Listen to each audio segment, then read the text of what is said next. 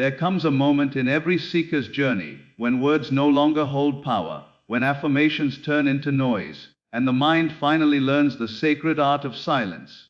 In that silence, everything you've ever desired begins to take form, not because you begged the universe, but because you finally stopped interfering with it. The jackpot, that divine overflow of abundance, love, and miracles, doesn't arrive through effort or noise, it manifests when the heart becomes still.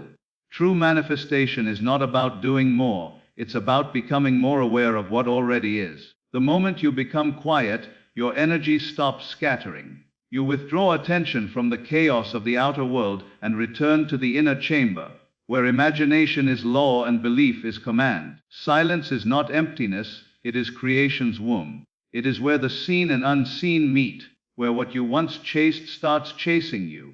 The world will tell you to work harder, hustle louder, and shout your dreams from the rooftops. But the universe listens not to your noise.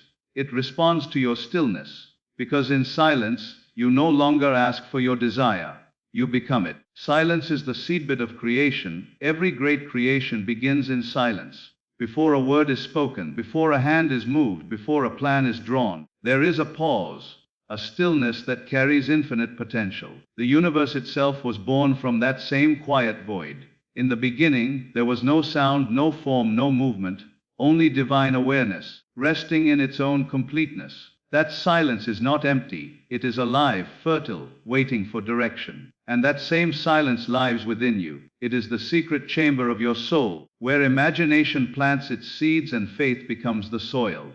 The moment you learn to be still, not passive, not lazy, but inwardly composed, you enter the original creative state. The jackpot you seek, the breakthrough you crave, the miracle you chase, all of it already exists in that silent space within. But most people never enter it because they are too busy talking about their lack, explaining their struggles, and debating their limitations. The truth is, this creation doesn't happen through noise. It happens through inner agreement. The louder you get in the outer world, the quieter your creative power becomes. But when you turn your attention inward and rest in stillness, a shift begins.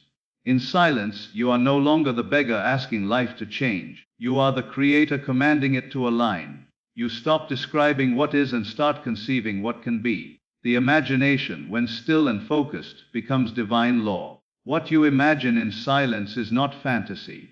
It is the blueprint of your next reality. The outer world is nothing more than a reflection of your inner conversations. That is why the masters of creation always knew the power of silence. They understood that the unseen forces respond only when the noise of doubt subsides. Silence is not a void, it's a womb. And like every womb, it doesn't shout, it creates quietly. A seed doesn't scream to grow, it rests in the dark, nourished by faith, watered by patience, and awakened by unseen hands. You, too, are a garden. Your thoughts are seeds, and silence is the soil. Every time you withdraw your energy from complaining, comparing, and worrying, you enrich that soil. You make space for miracles to sprout. The loud mind cannot receive. It is too occupied. But the silent heart is a magnet for divine orchestration. When you enter silence, you enter alignment with the source itself. The same creative power that moves the galaxies begins to move through you. And suddenly, what you once thought impossible starts finding you. Effortlessly, naturally, silently. The problem with most people is not that they don't desire enough. It's that they never stop talking about how much they lack. Their inner voice is always broadcasting struggle, fear, and frustration. And the universe, being perfectly responsive, reflects that vibration back.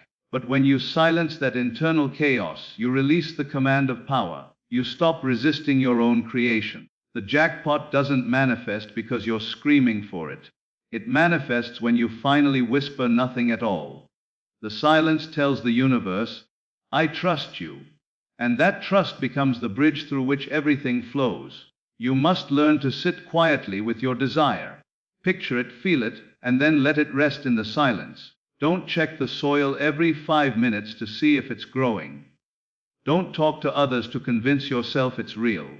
Don't overthink the how and when. Just return to that sacred stillness and know that creation is already in motion. When you rest in silence, you stop asking, How will it happen? And start living from. It already is. That is the energy of the Creator. That is the stillness that births worlds. When you understand this truth, your relationship with manifestation changes completely. You stop forcing. You stop hustling. You stop trying to prove your worth. You realize the jackpot isn't something to win. It's something to remember. It's already within you, waiting for you to be still enough to claim it. The noise of the world will tempt you to chase, to compete, to shout your intentions into the wind. But the wise ones know, the loudest power is silent. The universe is not impressed by your effort, it is moved by your energy. And the highest energy is calm certainty. The peace of one who already possesses what they desire. Think of a calm lake, perfectly still. It reflects the sky with precision. The moment the water becomes disturbed, the reflection breaks. The same is true with you. When your mind is disturbed with worry and noise, you can't reflect divine perfection. But when your mind becomes still, heaven reflects perfectly through you. That's when miracles appear, synchronicities unfold, and life seems to conspire in your favor. Not because you shouted louder, but because you became silent enough to hear the whisper of creation. So, the next time your life feels chaotic, your prayers feel unanswered, and your dreams seem delayed, don't speak louder, go quieter. Sit in silence, breathe deeply, and remember who you are. In that silence, the jackpot is already yours. The stillness you cultivate is not absence. It is presence. It's the moment when the seen world pauses to listen to the unseen one. And in that sacred space, creation begins again. Everything you desire is waiting behind one simple door, the door of silence. Step into it and watch the world rearrange itself in your favor. Because in the end, silence was never your weakness. It was your greatest creative weapon. The power of inner speech, the world you live in, is not created by what you say out loud.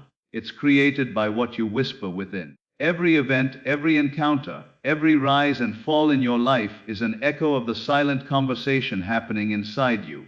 Your inner speech is the architect of your destiny. It writes the script that the outer world obediently performs. Yet most people never realize this truth, that their words, even the unspoken ones, are creative forces in motion.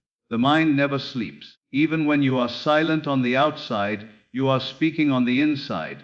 Imagining, assuming, doubting, fearing, hoping, repeating stories. And every word you speak within yourself plants a seed in the unseen world, destined to bear fruit in the seen. You can't hide your inner dialogue from creation. The universe is not listening to what you say you believe. It listens to what you actually believe when you're alone. You may affirm, I am abundant.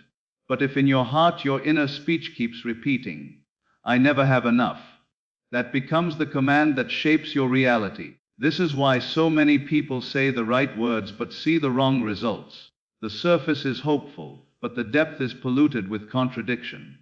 Inner speech is not about repetition, it's about conviction. The moment your inner dialogue becomes unified with your desire, manifestation begins to move.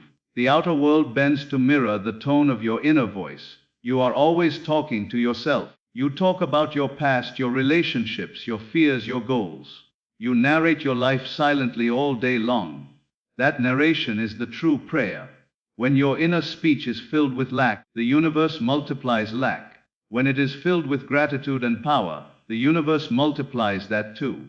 The law is exact. The world outside is a mirror.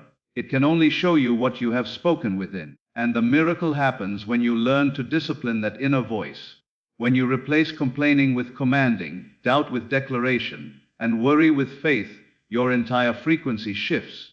Suddenly, life starts agreeing with you, because you finally stopped arguing with yourself. Most people live in two worlds, the one they dream of and the one they speak against every day. They affirm success but speak defeat in private. They visualize love but rehearse abandonment in their minds. They say they trust the process, but their inner voice is constantly asking, what if it doesn't work? The universe doesn't respond to what you want. It responds to what you believe. And belief is nothing more than sustained inner speech.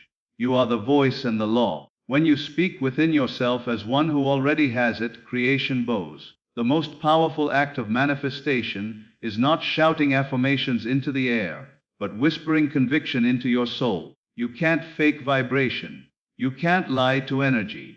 You can't fool the mirror. If you want to change your life, you must first change the tone of the voice inside you. Talk to yourself as the version of you who already won. Speak as if it is done.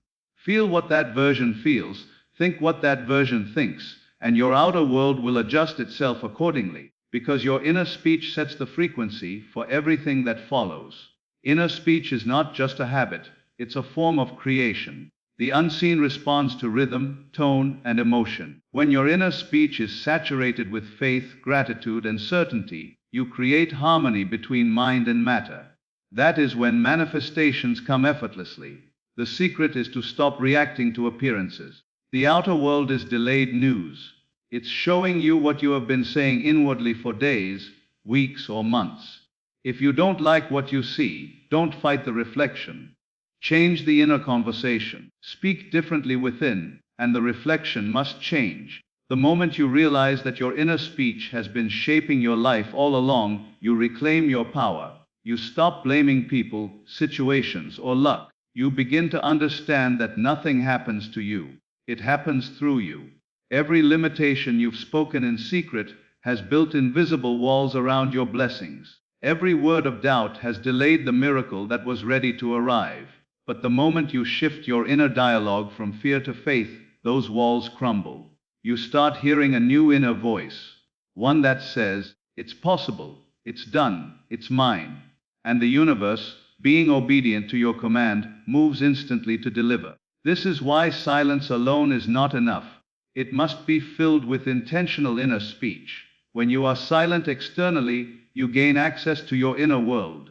That's when you plant words of power. Speak to yourself as the creator, not the victim. Say within you, "I am chosen, I am complete, I am guided, I am the abundance I seek." Don't just say it, feel it, see it. Live it inwardly until it becomes your natural inner tone. Then watch how the world bends to that vibration. The law is simple but absolute: as within, so without. When you master your inner speech, you no longer chase blessings. They chase you. You no longer wait for proof. You become the proof.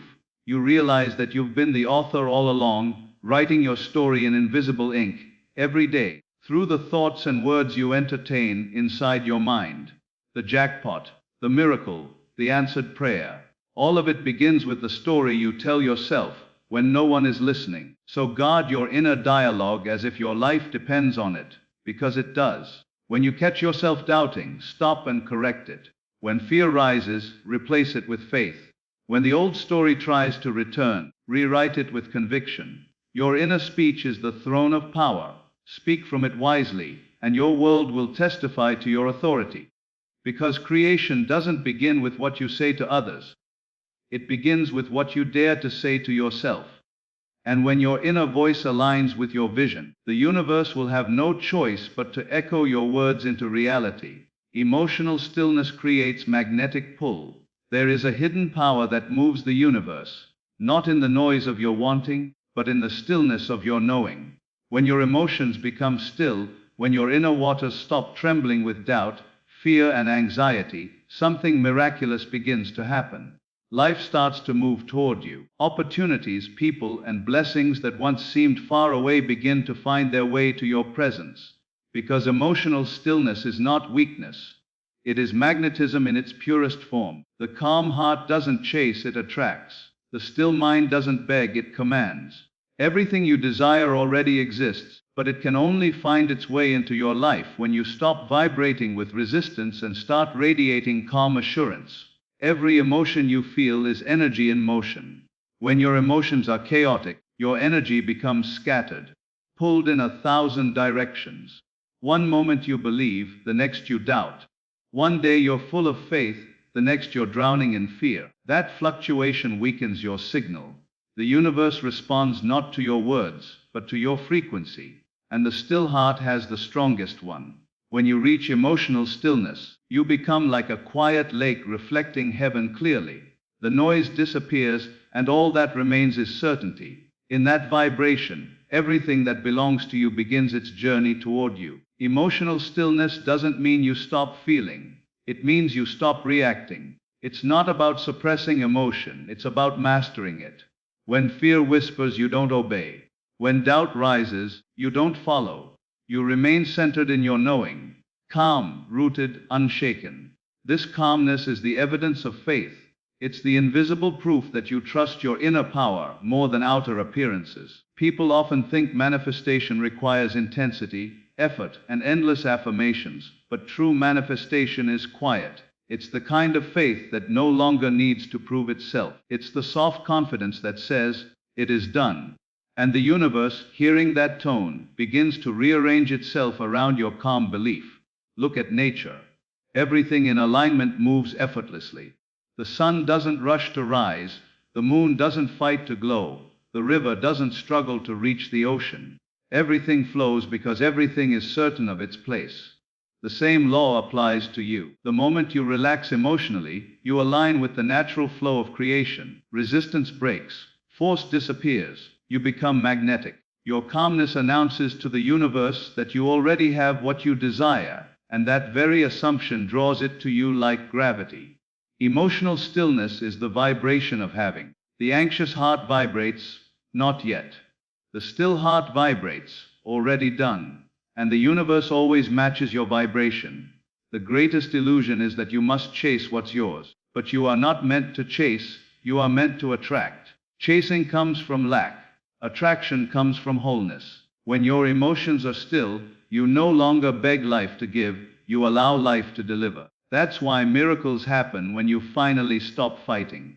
When you surrender control. When you stop panicking about timing. When you let go of the desperate need to make something happen. That's when it happens. Because the universe doesn't respond to need, it responds to balance. Emotional stillness tells creation, "I trust." And trust is the highest frequency of faith. You must learn to sit inside your emotions without drowning in them. When fear arrives, watch it pass like a cloud. When impatience stirs, breathe through it. When worry knocks, answer with calm. The more you practice emotional stillness, the more magnetic you become. Because stillness is not absence, it's power under control. It's the state of divine authority, where nothing external can disturb your inner temple. You begin to radiate a quiet energy that others can feel. They may not understand it, but they sense it. That peace, that confidence, that effortless certainty. It's the energy of alignment. It's the vibration that says, "I don't chase, I receive." This stillness doesn't come overnight. It's cultivated through awareness. Every time life tests you, it gives you a chance to strengthen your emotional mastery.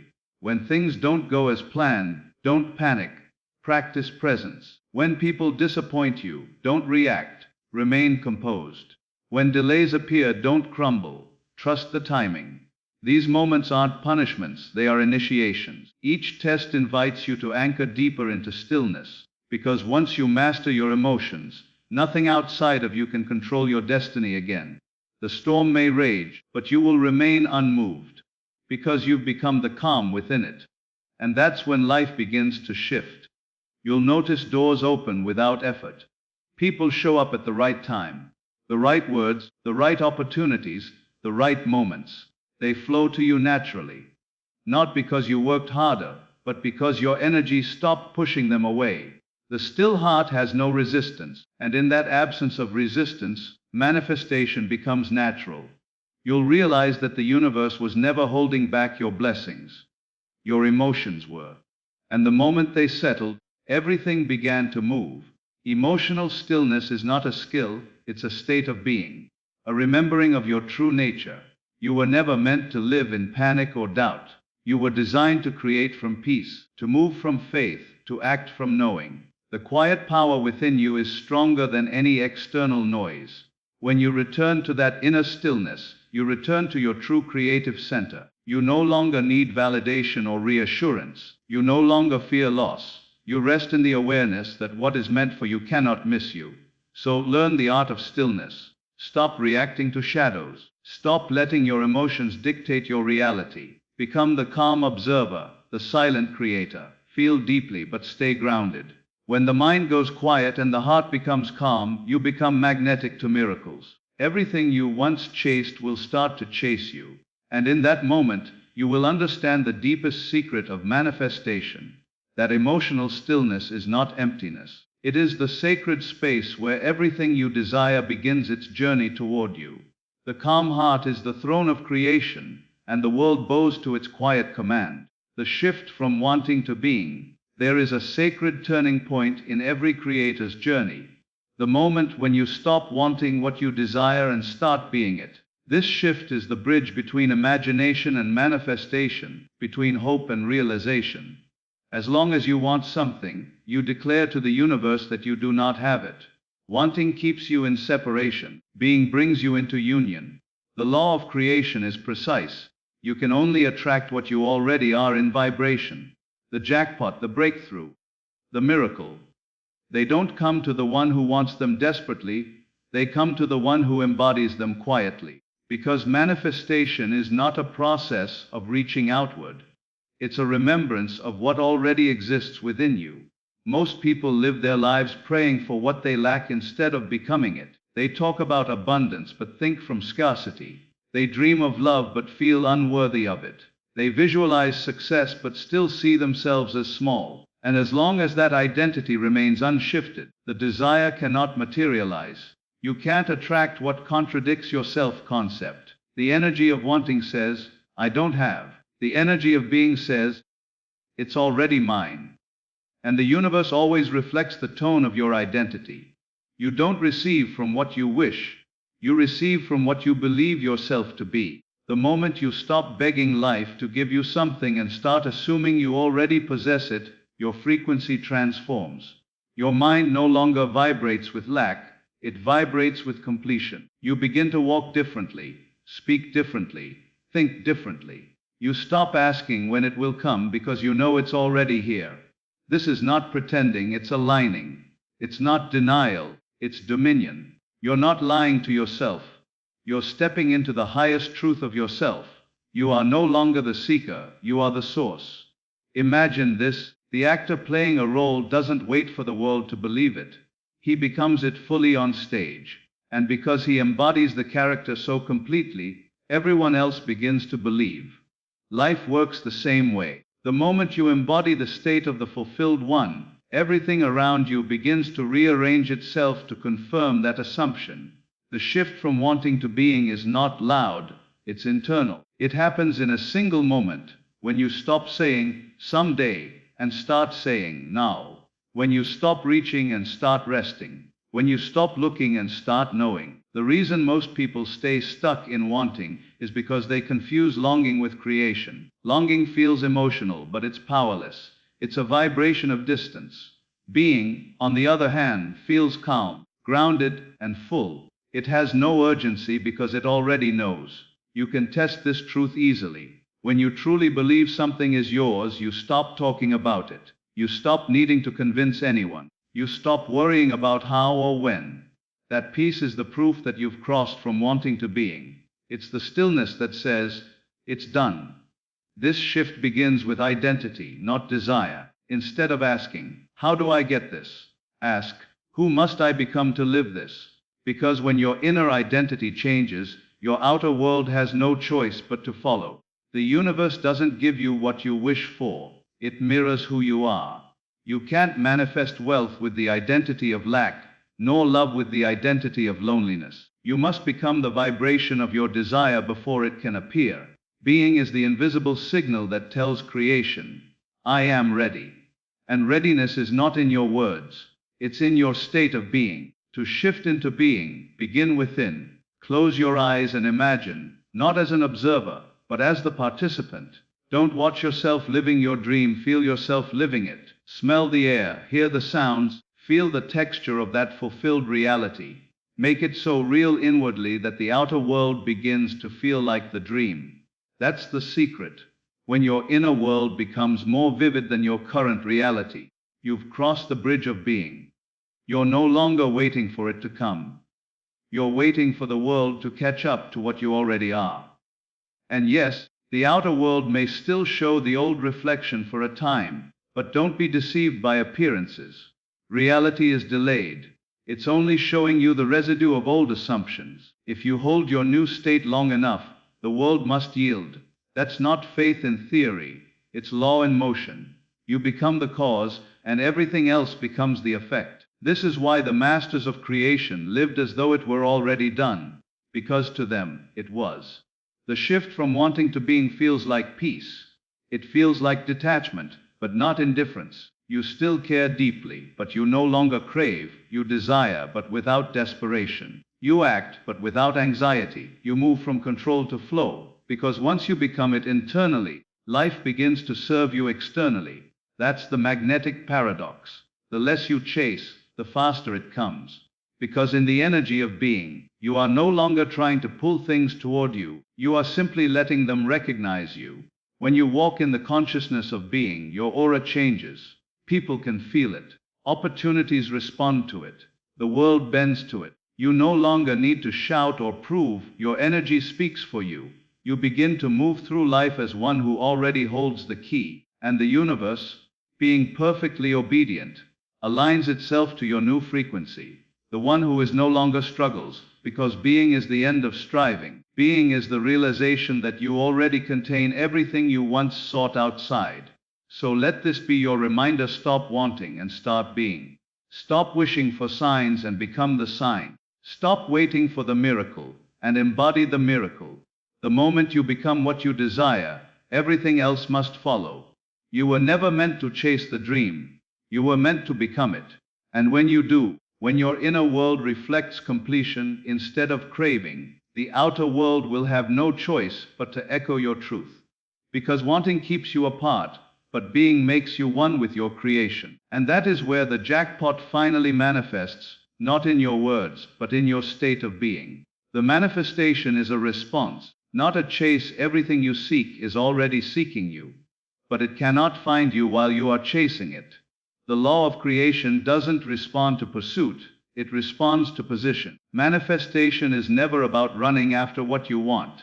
It is about aligning yourself so completely that what you desire has no choice but to recognize you. Life is not a race, it's a reflection. The universe doesn't move because of your desperation. It moves because of your vibration. The moment you understand this truth, you stop exhausting yourself with force and start attracting through alignment. You realize that what you want was never lost. It was simply waiting for you to match its frequency. Every act of chasing carries the energy of lack. When you run after something, you declare unconsciously, "It's not mine yet." That vibration keeps your desire out of reach, because the universe mirrors the state you occupy. If you chase, you attract distance. If you beg, you attract denial. If you worry, you attract delay. But when you rest in the energy of having, when you stand still in inner completion, creation responds instantly. The law is absolute. Manifestation is not reactionary, it is responsive. It echoes your inner certainty, not your outer effort. Imagine standing before a mirror. When you move frantically, the reflection can only mirror that chaos. But when you stand still, composed and centered, the image becomes clear. Life is the same. Your external world is a living mirror of your internal stillness. The more you chase what's reflected, the more distorted it becomes. But when you stop chasing and start embodying, the reflection corrects itself. You don't fix the mirror, you fix the source. You don't command the outer world by noise, you influence it through calm, directed awareness. That is how creation works, through vibration, not volume. People chase because they do not trust the unseen. They think manifestation is earned through labor instead of alignment. They measure faith by how much they do, rather than how deeply they know. But creation doesn't obey your effort, it obeys your essence. The universe doesn't move because you shouted louder.